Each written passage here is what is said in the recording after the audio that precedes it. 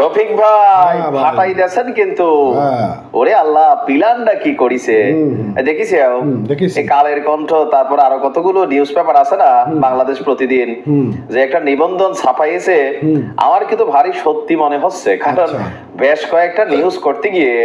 এই যে দাবি করিছে সেটা সপক্ষে কিন্তু আমি নিজেও কয়েকটা নিউজ করেছিলাম তো তখন আমার তোমরা গালাগালি পাড়িছে এখন কি করবে দাদন যাই হোক কোন এলাকার ভাষা জানি না ভাষাটা সুন্দর তবে জামাত ইসলাম একটা meticulous planning team meticulous planner একটা দল বলতেই হয় দর্শক আজকে কালের কণ্ঠ থেকে শুরু করে বেশ কয়েকটা গণমাধ্যমে একটা নিবন্ধন করা হয়েছে নিবন্ধনের শিরোনামটা হচ্ছে আওয়ামী লীগের ভোটারদের টার্গেট করে আগামী জাতীয় নির্বাচনের জন্য মাঠ গোছাচ্ছে জামাত নিবন্ধনাতে বলা হয়েছে প্রতিবেদনে যে নিজস্ব ভোট ব্যাংক এবং আওয়ামী লীগের ভোট আয়ত্তে আগামী নির্বাচনে নিজেদেরকে অন্যভাবে তুলে ধরতে চায় বাংলাদেশ জামায়াত ইসলামী জাতীয় সংসদ নির্বাচন কবে হবে তা নির্ধারণ না হলেও পুরোদমে মাঠ গোছাচ্ছে আপনার জামাত 300 আসনে প্রার্থী দেওয়ার ঘোষণা দিয়ে সারা দেশ চষে বেড়াচ্ছেন দলটির নীতি নির্ধারকরা আওয়ামী লীগ বিরোধী দলগুলো এক সুতায় গাঁথার চেষ্টা করছে আপনার দলটি এছাড়া সারা দেশে নেতৃত্বহীন আওয়ামী লীগের কর্মী সমর্থকদেরকে টার্গেট করে নিজেদের নীতি আদর্শ তুলে ধরছে আওয়ামী লীগ অধ্যুষিত এলাকায় তাদের প্রভাব বলয়ে থাকা এলাকাগুলোতে সাংগঠনিক চমৎ দেখাচ্ছে জামায়াত ইসলামী আশা করছে বিগত সময়ে আওয়ামী লীগ অধ্যুষিত এলাকাগুলোতে আগামী জাতীয় নির্বাচনে তারা ভালো করবে গোপালগঞ্জ ফরিদপুর মাদারীপুর শরীয়তপুর গাজীপুর সহ আশপাশের এলাকাগুলোতে জামাতের সাংগঠনিক শক্তি দিন দিন বেশ মজবুত হচ্ছে প্রত্যন্ত অঞ্চলেও ঘরে ঘরে জামায়াত তাদের কার্যক্রম পরিচালনা করছে গোপালগঞ্জের মকসুদপুর কোটালীপাড়া সহ বিভিন্ন এলাকায় তারা কার্যক্রম চালাচ্ছে এছাড়াও শেখ হাসিনার নিজস্ব নির্বাচনী এলাকায় জামায়াতের অনেক রোকন রয়েছে সেখানে ছাত্র শিবিরও তাদের কার্যক্রম পুরোপুরি ভাবে শুরু করছে এমনকি গোপালগঞ্জ থেকে ঢাকা বিশ্ববিদ্যালয়ের শিক্ষার্থীরা ছাত্র শিবিরের রাজনীতির সঙ্গে সম্পৃক্ত রয়েছেন আমরা তো দেখি যে গোপালগঞ্জের ইসলামী শিক্ষা প্রতিষ্ঠানগুলোতে আওয়ামী লীগ সরকার আমলে যারা মুখ খুলতে পারতেন না তারাও এখন সক্রিয় মাদারীপুরের শাহজাহান খানের এলাকায় জামায়াতের রাজনীতি করা ছিল খুবই ভয়ানক এখন ওই এলাকায় আপনার জামাত বেশ ভালো পারফরমেন্স করছে তো আপনার বলা হচ্ছে যে জামাতের নেতারা আওয়ামী লীগ অধ্যুষিত এলাকাগুলোতে চষে বেড়াচ্ছেন ইভেন তাদের সভা সমাবেশ বিভিন্ন কমিটিতেও ব্যাপক উপস্থিতি লক্ষ্য করা গেছে সামাজিক কর্মকাণ্ডেও ব্যাপক উপস্থিতি দেখা যাচ্ছে জামাত নেতারা বলছেন এলাকাবাসীর বক্তব্য হচ্ছে তারা আওয়ামী লীগ বিএনপির শাসন দেখেছে আগামীতে জামায়াত ইসলামের শাসন দেখতে চায়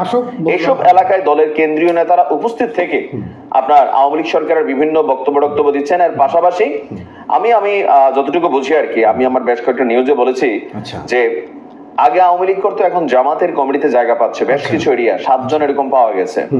আবার তাদের বক্তব্য তারা আগে আসলে কোনো দল করতো না অথবা আয়ের আগে তারা জামাত করতো আওয়ামী লীগের সময় পিঠ বাঁচানোর জন্য তারা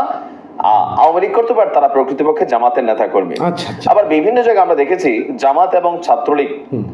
মানে এখন এই জিনিসটা আমি বুঝাই এটা পলিটিক্যালি শব্দটা কেমন ভাই ব্রাদার বন্ধু বান্ধব আছে না যে আমরা ভাই বন্ধু থাকি একটা এলাকার মধ্যে সার্কেলের মধ্যে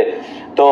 আমরা কিন্তু একে অন্যকে প্রোটেকশন করি এটাই বাস্তবতা রাজনীতির জন্য কিন্তু অনেক এলাকায় আছে বন্ধু বান্ধব একে অন্যের গায়ে হাত তোলে না ফাঁসাই দেয় না দল যার মতন রাজনীতি করে লোকালি এই পোলাপাইন গুলা একে অন্যের সাথে কিন্তু ভালো বন্ধুত্ব সম্পর্কপূর্ণ এটা রাইখাই চলে যার কারণে বিভিন্ন জায়গায় আপনি দেখবেন যে ছাত্রলীগকে বাঁচাতে জামাতের তদবির আবার আওয়ামী লীগকে বাঁচাতে বিএনপির তদবির এই বিষয়গুলো হচ্ছে লোকাল এরিয়াতে তবে জামাত উইথ এ ম্যাজিকুলাস প্ল্যান তারা এগিয়ে যাচ্ছে তবে বিশ্লেষকদের বক্তব্য এগুলো করে আসলে হয়তো তারা কিছু সিট পাবে কিন্তু রাষ্ট্র ক্ষমতায় যাওয়ার জন্য যে পরিমাণ আসন দরকার এটা জামাত অর্জন করতে পারবে না তবে জামাত বলছে যে এবার যদি তারা ক্ষমতায় আসে কোরআনের আইনে বাংলাদেশ তারা পরিচালনা করবে এখন এটা কি সম্ভব হবে খুব সৌদির মতো দেশেই আস্তে আস্তে কোরআনের আইন নাই হয়ে যাচ্ছে বাংলাদেশে কোরআনের আইন চালু হলে আমার ধারণা এটা সম্ভব না কেন সম্ভব যে আমরা আছি ভাই বড় চোর বাটপার জাতি ফেসবুকে আমরা কি আকাম কুকাম করি বাস্তবিক জীবনে চুরি করি দোকানে মাল ওজনে কম দেই রিকশাওয়ালা থেকে শুরু করে ভিক্ষুক সব ব্যবসায়ী আমলা আমরা সব কিন্তু বাটপার তো কোরআনের আইন যদি শুরু হয় এদেশে এক সপ্তাহ পরে দেখা যাবে কারোর পিঠে দৌড়ার মানে কি বলে যে দাগ, কারোর হাতের কবজি নাই, কারো জিহ্বা নাই, অনেকের গর্দন পড়ে যাবে, অনেক নারীদেরকে বুকসমান মাটিতে আমরা হয়তো দেখবো যে ঢিল মারছে কেউ কেউ। কারণ কোরআনের আইন তো এইটাই। আপনি আফগানিস্তানে দেখেন এখন কি চলছে। তো এগুলা বাংলাদেশের প্রেক্ষাপটে আমরা কি নিতে পারবো? বিয়ে শাদীতে আমরা যেরকম ডান্স ডুন্স, ইয়াং জেনারেশন যেরকম মানে কনসার্ট ফনসার্ট এই যে চলতেছে, আতিফ আসলাম আসতেছে, এখন এগুলো তো সব নিষিদ্ধ, হারাম। কি মনে হয় যে আসলে এটা কি অ্যাপ্লাই করা সম্ভব? তো কমেন্টে লিখতে পারেন আগামী দিনের রাষ্ট্র ক্ষমতা আপনারা কাকে দেখতে চান। ভালো থাকুন, আসসালামু আলাইকুম। ওয়ালাইকুম আসসালাম। তো নিউজ তো দেখলাম, এখন এই যে জামাত বাংলাদেশে কোরআনের আইন করবে, তো কোরআনের আইন করলে তো ভাই এই দেশে হিন্দুরা থাকতে পারবে না, খ্রিস্টানরা থাকতে পারবে না, বৌদ্ধরা থাকতে পারবে না। কেন থাকতে পারবে না? যখন কোরআনের আইন করবে তখন এই দেশের হিন্দুরা মেয়েরা তো বোরকা পরতে পারবে না। এদেশের যারা হিন্দুরা আছে তারা নিজের ধর্ম তারা পালন করতে পারবে না। এখন বলতে পারেন কেন নিষেধ আছে নাকি? ভাই নিষেধ হয়তো 2-1 বছর থাকবে না, এরপরে নিষেধ চলে আসবে, এরপর আরও আছে। সেটা হচ্ছে ভিন্ন ধর্মের লোকদের হয়তো জিজিয়া কর দিয়ে থাকতে হবে, গনিমতের মাল, এই সব অনেক ব্যাপার স্যাপার থাকে, এটা সম্ভব না। ঠিক আছে? তো আর এই ধরনের কোরআনের আইনের রাষ্ট্র চালাবে কথা বলে বরঞ্চ তারা আরও কোনোদিনও সিট পাবে না। যাক 2-1টা সিট আসতো, এটাও হারাবে। এটা হচ্ছে না আমার মতামত। ভালো থাকেন।